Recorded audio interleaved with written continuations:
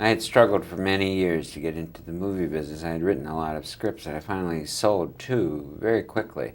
So I was in a state of high excitement. But the first job I got after I had sold those scripts was Raiders of the Lost Ark.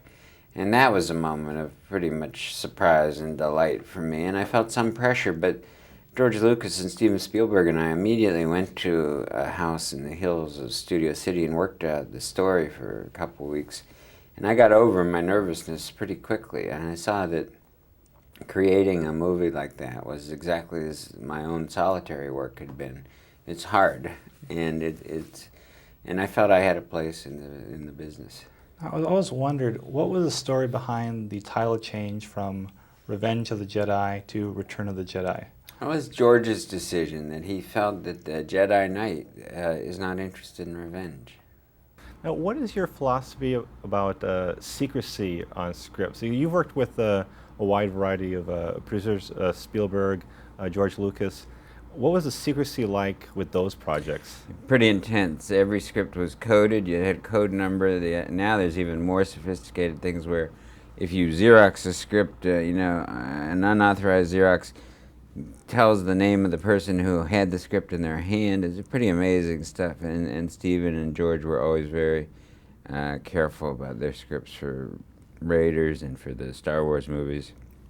I used to do it, but lately I've let up, and I think sometimes it's like the purloined letter. If you don't really make a big thing out of it, no one will read it. In the last few years, there's been a lot more special edition video releases, a laserdisc of films. With the big chill, so much has been said about Kevin Costner's cut scene. Is that something that you've ever considered reinstating for a special edition?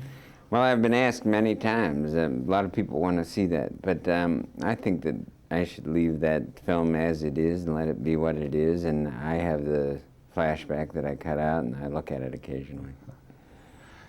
Now, you've done a Western before, Silverado.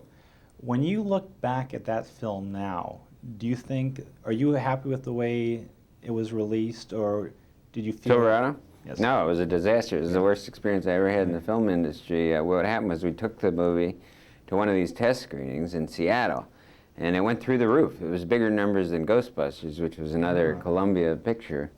And the studio, which had just been taken over by amateurs from Coca-Cola, said, oh, well, we'll move up the release of the film. They had no advertising and no publicity, and the film suffered terribly from it. It wound up doing okay, but nothing like it should have done. And it took me years to get over it.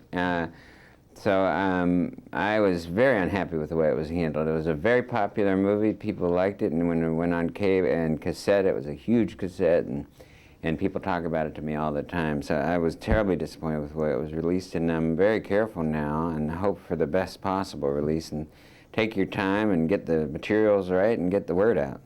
The Bodyguard. I believe that was sold back in, 75 or so? 77. Okay. Were you, at the time, disappointed that it wasn't made into a film right away, that it took so long?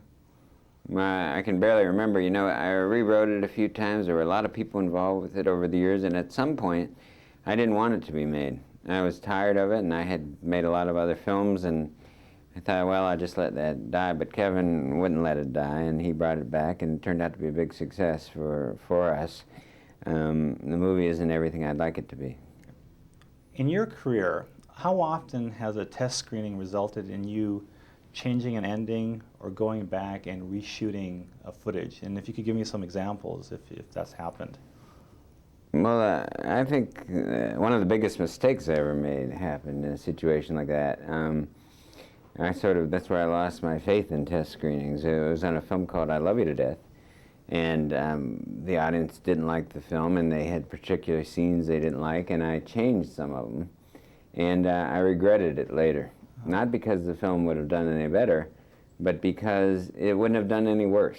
And it was a more interesting film before I changed it. So I don't really like those test screenings. I'm happy to go and show the movie to an audience, see if they get fidgety and everything, and I like that. But what I don't like is these cards that they hand out at the end of the screenings, and because I found that I was influenced by them, and since then I haven't really taken the cards too seriously. One thing I really loved about Wyatt Earp were the gunfight scenes. They were so unlike scenes I'd ever seen like that in a film, where horses get shot. I always complain, like, how come they shoot and the horse never gets shot? How much effort went into creating those gunfight scenes? Well, an enormous amount of effort, you know. I mean, I wanted you to see that these bullets all went somewhere, you know, that they didn't just fire and disappear into thin air, and that it was very dangerous, and that innocent people got hit, and innocent animals, and that each of those slugs, you can hear them, you know, they land somewhere. It was scary, and it's scary today, you know. But we were I planned all those fights very carefully, and we shot them in a certain way, and I hope they are effective. You know, I've always been really interested in American movies when they're released overseas, and a lot of times films that don't do really that well here are big hits overseas. With Wyatt Earp, we spoke last year, and you got beaten up a bit by some people on that film, yeah. I'm just curious, how did that film do in foreign markets? It did a little better than it did here, you know.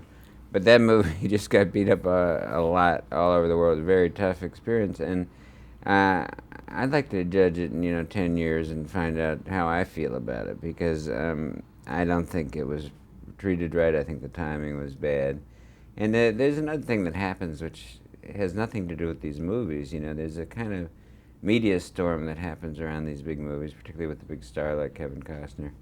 And the media seems to take some delight in bringing people down or taking them up. Those are the interesting stories. And that movie really got caught in a bad moment. And how good or bad it is, I don't know, but in 10 years, I don't mind looking at it and trying to decide then. I've always wondered about how superstitious screenwriters are when they're writing scripts. When you think back of the scripts that you've written, is there any superstitions that you follow when you write something? No, you know, in fact, my methods have changed radically over the years. First of all, I didn't write French Kiss, you know, it was written by Adam Brooks, who's a wonderful screenwriter. But my writing methods, for years I wrote on legal pads, longhand, in pen, you know, or pencil. But I went over to computer about 5 years ago, and I thought I never could, but I absolutely love it. I can barely write longhand anymore. So I don't have a lot of superstitions about it. I'm just, whatever works. You know, if you can get yourself to write, that's the major triumph.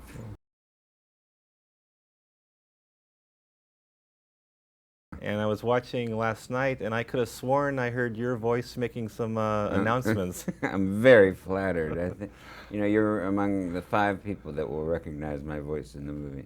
Yeah, I always wanted to be a pilot. You know, all the great pilots are from West Virginia, like I am, so I wanted it to sound like Chuck Yeager. You know, he's from West Virginia too.